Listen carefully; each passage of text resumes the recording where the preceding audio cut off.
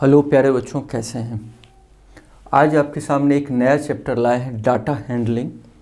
Class 7 में भी आप लोग पढ़े होंगे और यहाँ कुछ नई चीज़ों को सीखेंगे। तो चलिए आइए शुरू करते हैं। डाटा हैंडलिंग को स्टैटिस्टिक्स भी बोला जाता है और स्पेशली इसमें हम डाटा से रिलेटेड कि डाटा को कैसे अरेंज किया जाता है, डाटा को कैसे ग्रुपिंग किया जाता है, इसके बारे में हम स्टडी करेंगे। आइए स्टेप बाय स्टेप देखते हैं। सरदार वल्लभ भाई पटेल जी बोले हैं, कर्तव्यनिष्ठ पुरुष कभी निराश नहीं होता है, अतः जब तक जीवित रहें और कर्तव्य करते रहें तो इसमें पूरा आनंद मिलेगा। अगर हम काम में प्यारे बच्चों लगे रहें, कभी निराशा चिंता दुख नहीं आता है।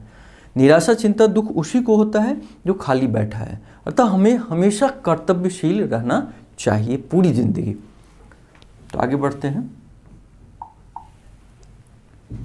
स्टैटिस्टिक्स क्या है, जिसके बारे में बात किए कि आज उसके बारे में शुरुआत करेंगे। तो देखते हैं।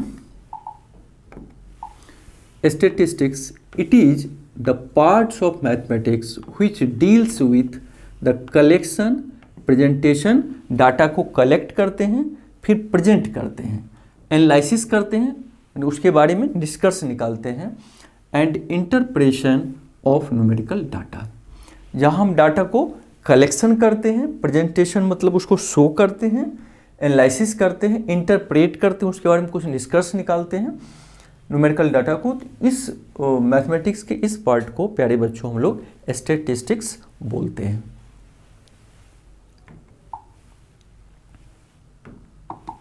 आगे देखिए, the difference between the highest and the lowest values of the observation कह रहा है। The difference between the highest and lowest values of the observation in a data is called the range।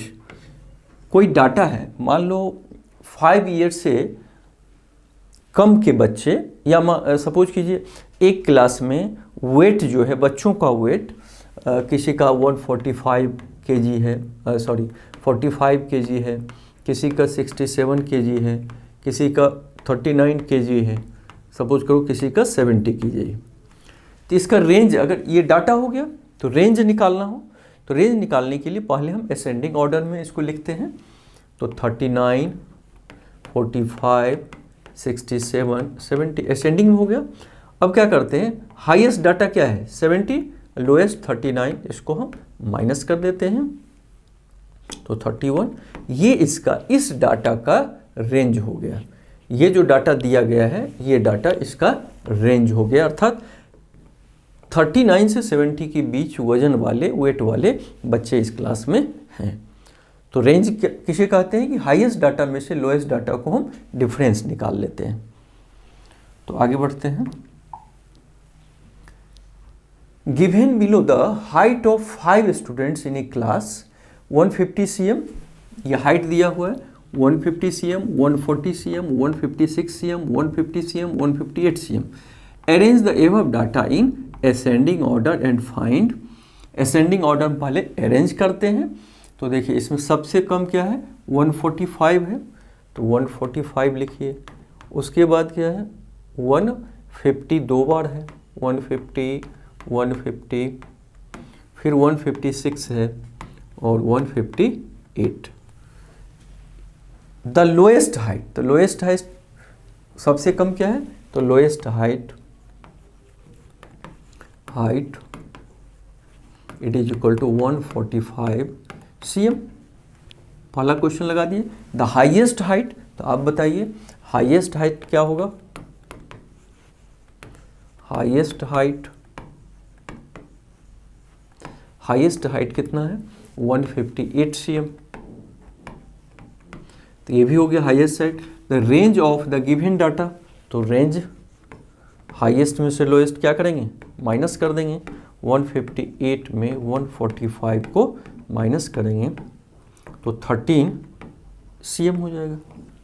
ये हो जाएगा इसका रेंज निकल गया। तो आगे बढ़ते हैं। Frequency distribution. फ्रीक्वेंसी का मतलब होता है, जैसे मान लीजिए एक क्लास में 45 किलो वजन वाले 4 बच्चे हैं, तो हम ऐसा बोल सकते हैं कि 45 kg वेट का फ्रीक्वेंसी 4 है।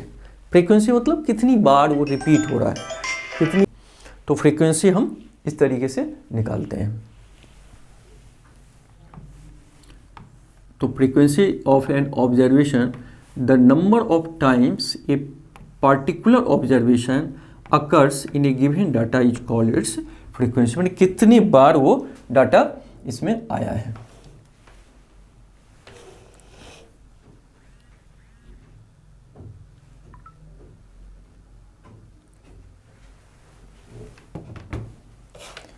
तो फ्रीक्वेंसी हम समझ गए। अब इसका कुछ एग्जाम्पल्स हम देखते हैं फ्रीक्वेंसी का। एक क्वेश्चन बना के देखते हैं। The number of members in 20 families are given below, मतलब किसी फैमिली में 3 मेंबर है, किसी में 5 है, इस तरह ये 20 फैमिली है।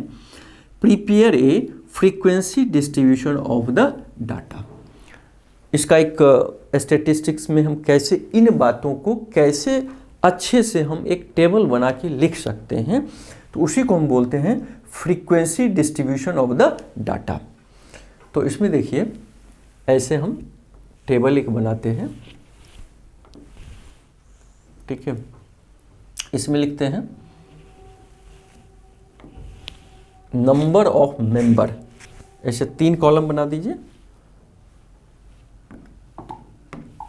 नंबर ऑफ मेंबर्स, माने मेंबर्स कितने हैं, यहाँ लिखते हैं टैली मार्क, टैली मार्क, ये होता है फ्रीक्वेंसी, ठीक है। तो इससे पहले हम पहले असेंडिंग ऑर्डर में इसको सजाते हैं ताकि हमको ये लिखने में आराम हो जाएगा। तो असेंडिंग में अगर लिखेंगे तो चलिए 3 असेंडिंग ऑर्डर में सबसे छोटा है, 3 लिख दीजिए, फिर 3, एक और 3 है, यहाँ हम 3 लिख दिए। 3 के बाद देखिए 4 कितनी बार है, 1 टाइम्स 4 1 बार है, तो 4 लिख दिए। फिर 5 कितनी बार है, 1 टाइम 5 है, ठीक है। 6 देखिए 1 2 3 4, तो 6 4 बार है, ये भी लिख दिए।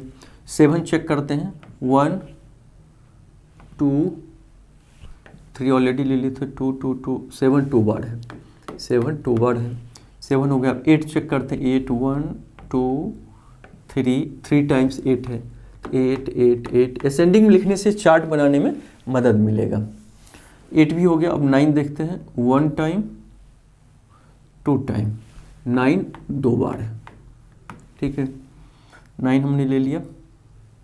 अब 10 1 टाइम 2 टाइम, तो 10 ले लीजिए 2 टाइम। फिर 11 1 टाइम 2 टाइम, तो 11 2 टाइम। फिर 12 1 टाइम, 12 1 टाइम। अब देखिए सब कवर हो गया, कोई छोटा तो नहीं, ठीक है। 20 फैमिलीज हैं, तो 20 1 2 3 4 5 6 7 8 9 10 11 12 13 14 15 16 17 18 19 20 फैमिली का हम असेंडिंग ऑर्डर में लिख लिए। अब देखिए नंबर ये 3, जिसमें 3 मेंबर्स हैं, 3 मेंबर्स, एक में 4 मेंबर्स हैं, 5 मेंबर्स, 6 वाले हैं, फिर 7 वाले हैं, 8 मेंबर वाले हैं, फिर 9 10 11 12, 9 10 11 12, और इसको थोड़ा हम बढ़ा लेंगे।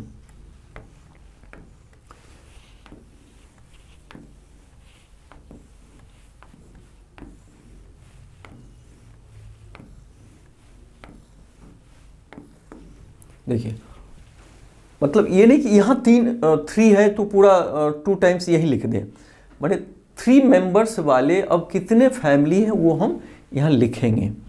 तो पहले 3 2 बार था तो 1 4 अकेला है 1 5 1 6 2 बार 3 बार था तब भी 1 ही बार लिखे हैं। अब देखिए 3 1 बार है तो यहाँ एक टैली मार्क देंगे, 1 बार 1 एक है तो एक और दे देंगे। फिर 4 देखिए 1 बार है, यहाँ ले लिए, अब लिखते जाएंगे। 5 यहाँ लिख दिए, 6 1 है तो यहाँ दे दिए, एक बार और 6 है फिर दूसरा दे दिए, एक बार फिर है तीसरा दे दीजिए, एक बार फिर है, तो माने 4 टाइम्स आ रहा है, इसका मतलब ये निकलेगा। अब 7 देखिए 2 टाइम्स है, तो 7 में ऐसे ऐसे टैली मार्क 2 बार दे दीजिए। 8 3 टाइम्स है, तो 8 में 1 2 3, ये भी हो गया। 9 2 टाइम्स है, तो 9 के सामने 2 बार। 10 2 टाइम्स है, तो 10 के सामने 2 बार। 11 2 टाइम्स है, तो 11 के सामने 2 टाइम्स। और 12 1 टाइम है, तो 1 बार। इसका मतलब क्या है, 3 2 टाइम्स आया है, 4 1 टाइम्स आया है। देखो 3 2 टाइम्स, 4 1 टाइम्स, 5 1 टाइम्स, तो ये हम लिखते हैं, इसे हम टैली मार्क कहते हैं। टैली मार्क में अगर 4 हो जाए और 5वां का लिखना हो, जैसे मान लीजिए 4 हो गया, 5वां लिखना हो तो ऐसे क्रॉस करते हैं, इसका मतलब 5 हो जाएगा।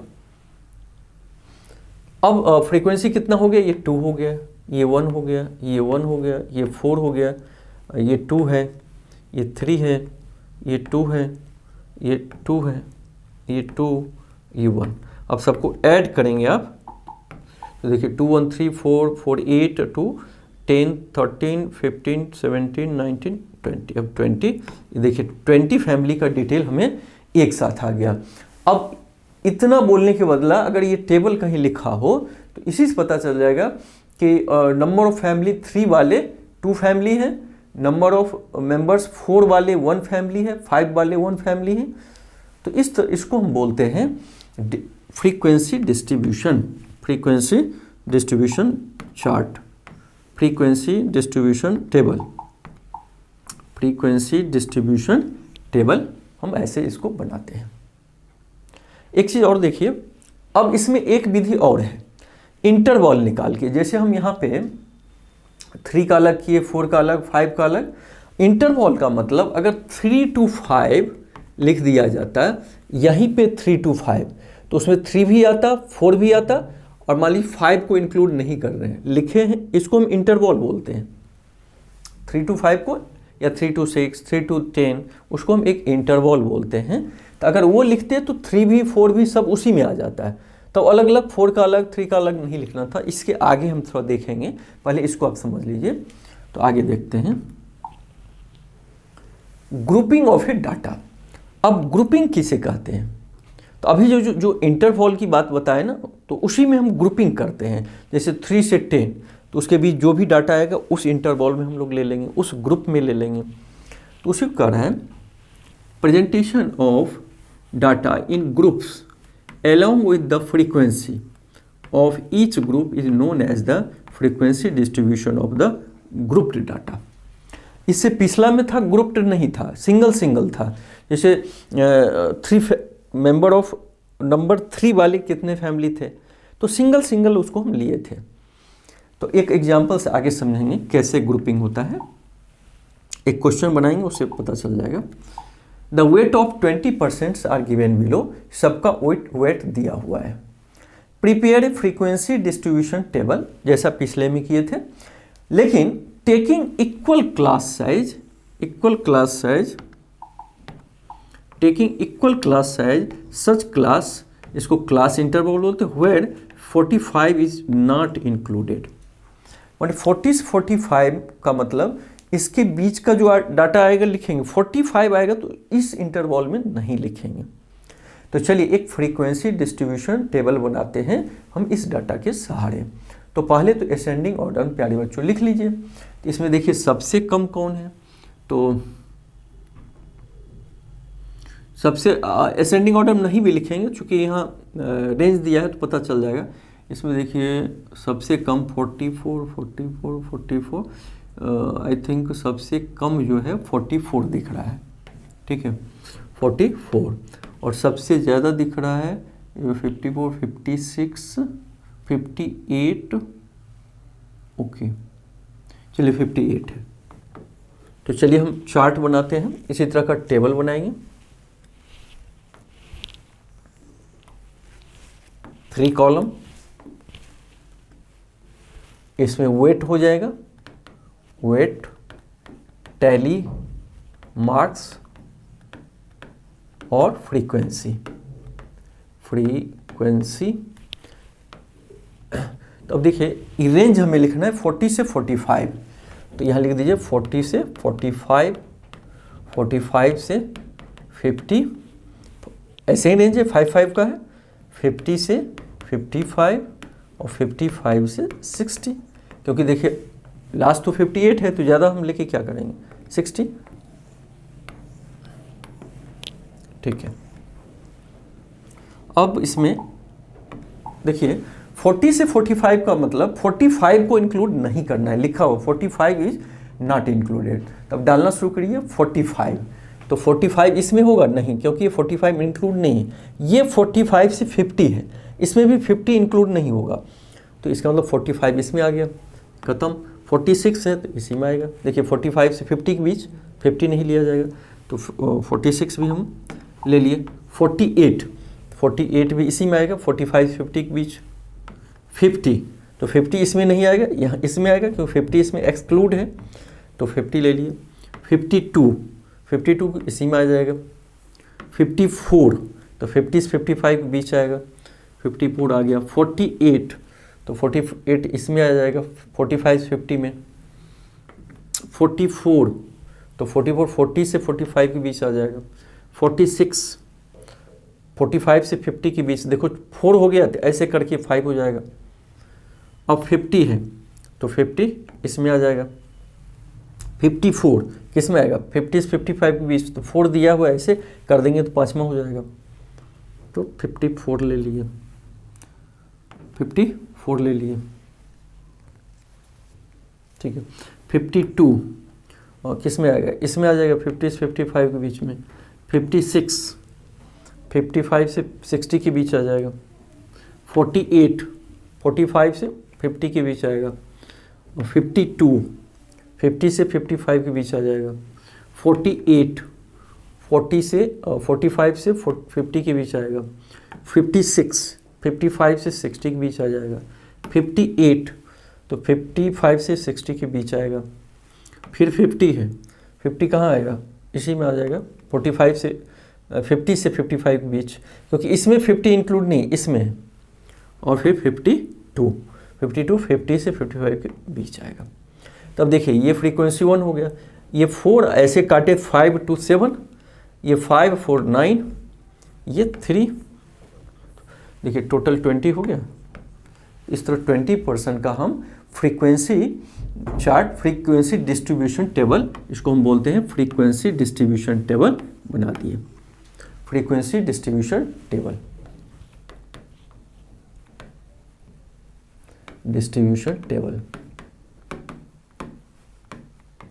तो पूरा उम्मीद है प्यारे बच्चों इसको अच्छे से समझेंगे।